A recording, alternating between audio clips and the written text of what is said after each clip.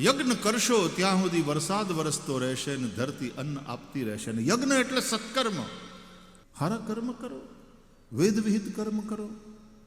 Blood donation કેમ્પમાં તમે blood donate કર્યું, સત્કર્મ. અને બ્લડ એવી વસ્તુ છે કે ગરીબમાં ગરીબ માણસ પણ દાતા બની શકે આપીને. અને બ્લડ એવી વસ્તુ છે કે ધનવાન માણસને પણ લેવું પડી શકે.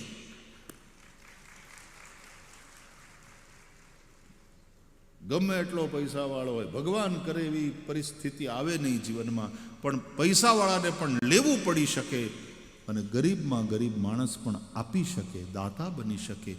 એવી એક સંપત્તિ એટલે આ બ્લડ, લોહી. હજી સુધી તો કોઈ ફેક્ટરીમાં બનતું નથી. કાલ હવારે વિજ્ઞાન સફળ થાય કે નહીં ખબર નહીં, પણ અત્યાર સુધી તો એવું થતું નથી.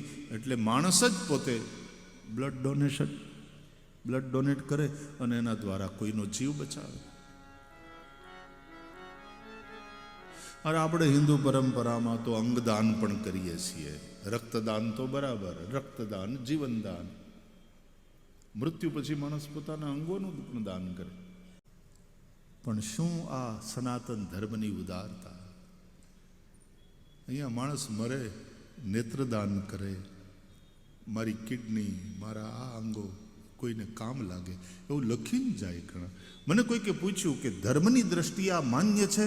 મેં કીધું ભાઈ ધર્મ ગ્રંથોનો મને એટલો અભ્યાસ નહીં, પણ ભાગવતને આધારે કહું, કારણ કે મારો વિષય. દધીચી મુનિએ પોતાના અસ્થિ આપી દીધા. દેવતાઓ ગયા દધીચી મુનિ પાસે અને દેવતાઓએ દધીચી મુનિની સ્તુતિ કરી અને દેવતાઓએ માગણી કરી, બાપજી તમે બચાવો. દેવતાઓએ જેની સામે હાથ લાંબા કરવા પાડે એવું મનુષ્યત્વ માનવ જેવો એવો બને ને. નહીં માનુષાત શ્રેષ્ઠ તરમ ही किंचित. ऐसी मानवता से बढ़कर के कुछ नहीं है.